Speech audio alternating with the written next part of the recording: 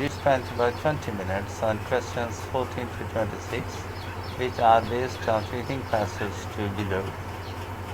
Should we try to bring extinct species back to life?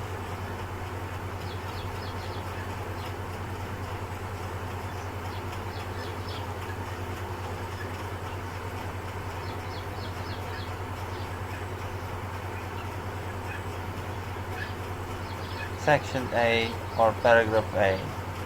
The passenger pigeon was a legendary species flying in vast numbers across North America with potentially many millions within a single flock. Their migration was once one of nature's great spectacle. Sadly, the passenger pigeon's existence came to an end on 1 September 1914 when the last living specimen died at Cincinnati Zoo. Geneticist Ben Novak is lead researcher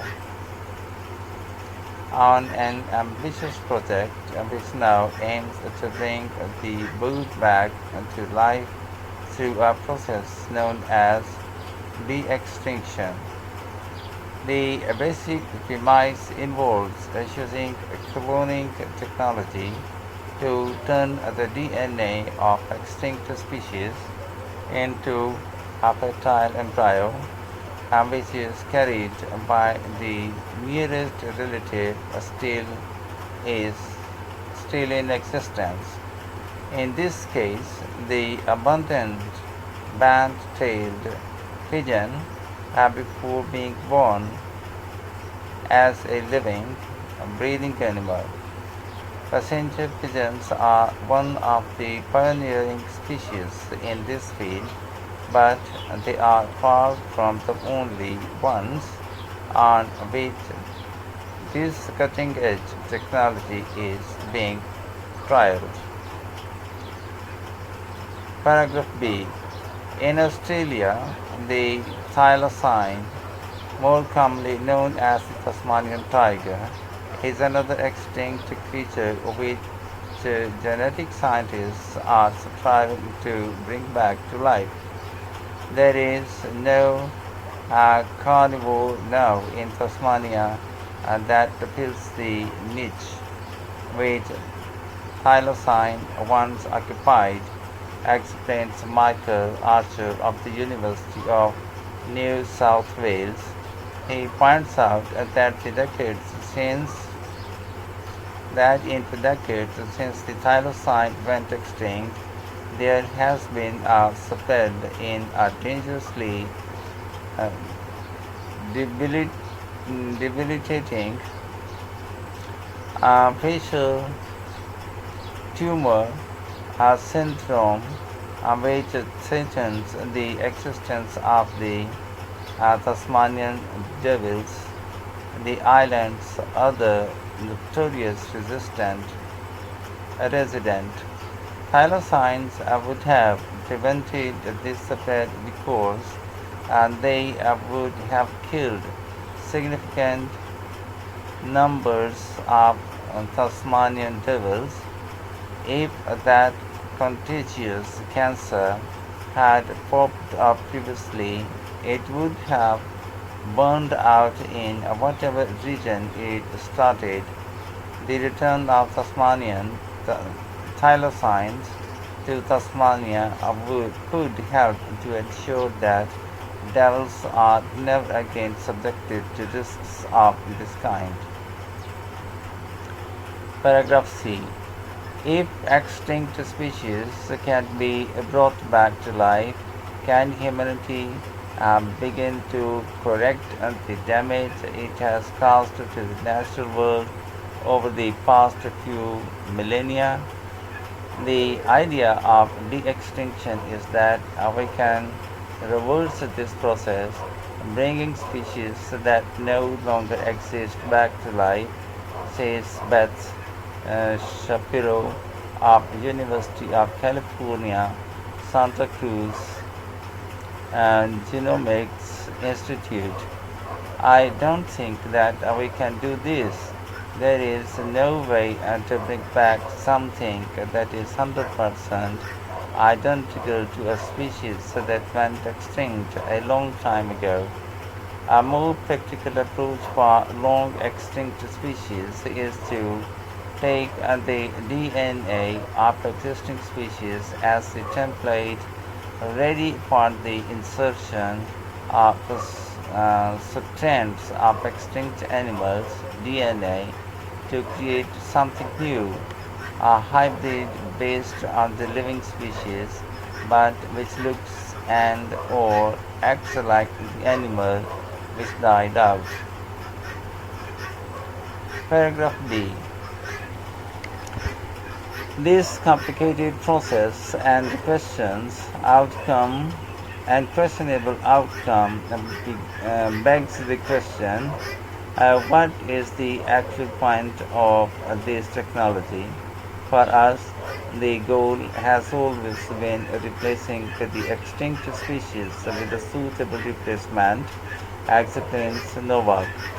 When it comes to breeding, band-tailed pigeons scatter and make maybe one or two nests per hectare, whereas passenger pigeons were very social and would make 10,000 or more nests in 1 hectare.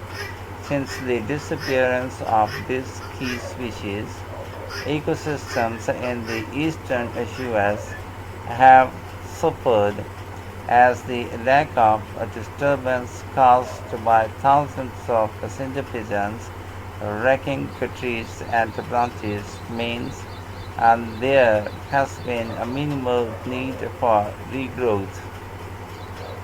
This has left forests stagnant and therefore unwelcoming to the plants and animals which evolved to help to regenerate the forest after a disturbance. According to Novak, a hybridized band-tailed pigeon with the added nesting habits to a passenger pigeon could, in theory, re-establish that forest disturbance, thereby creating a habitat necessary for a great many other native species to thrive. Paragraph E. Another popular candidate of this technology is the woolly mammoth. George Church, professor at Harvard Medical School and leader of the woolly mammoth revival project, has been focusing on cold resistance, the main way in which the extinct woolly mammoth and its nearest living relative, the Asian elephant, differ by pinpointing which genetic traits made it possible for mammoths to survive in the icy climate of the tundra. The project's goal is to return mammoths or a mammoth-like species to the area.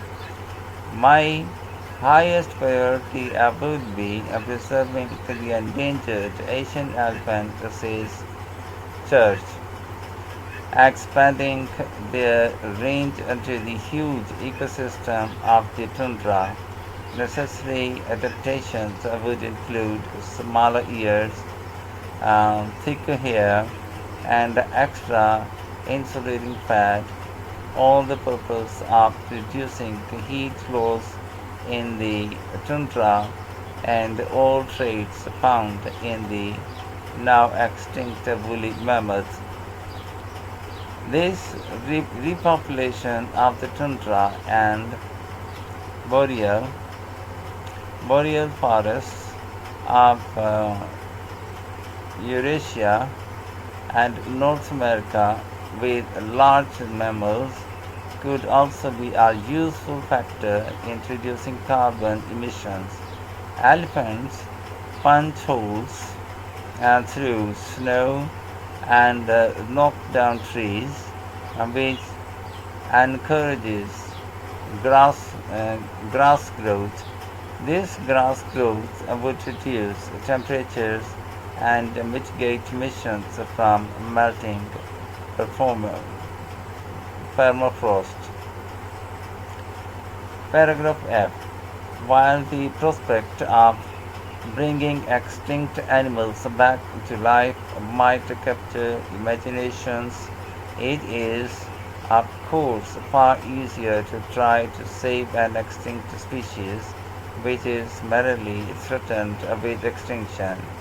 Many of the technologies that people have in mind when they think about the extinction can be used as a form of genetic rescue, explains Shapiro, as she prefers to focus the debate on how this emerging technology could be used to fully understand why various species went extinct in the first place, and therefore how we could use it to make genetic modifications which could prevent mass extinctions in the future. I would also say there is an incredible moral hazard to not do anything at all. She continues, we know that what we are doing today is not enough, and we have to be willing to take some calculated and measured risks. Questions 14 to 17. Reading passage 2 has 6 paragraphs A to F. Each paragraph contains the following information. Write the correct letter A to F in boxes 14 to 17 on your answer sheet. Note, you may use any letter more than once. A reference in how further disappearance of multiple species could be avoided. Paragraph F. Explained of a way of reproducing an extinct animal using the DNA of only that species. Paragraph A. Reference to a habitat which has suffered from the extinction of a species. Paragraph D. Mention of the exact point at which a particular species became extinct.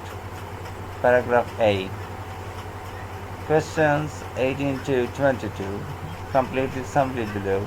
Choose no more than 2 words from the passage for each answer. Write your answers in boxes 18 to 22 on your answer sheet. The Woolly Mammoths Revival Project. Professor George Church and his team are trying to identify the genetic traits which enabled mammoths to live in the tundra. The findings could help preserve the mammoth's close relative, the endangered Asian elephant. According to Church, introducing Asian elephants to the tundra would involve certain physical adaptations to minimize heat loss. To survive in the tundra, this species would need to have the mammoth-like features of thicker hair, ears of a reduced size, and more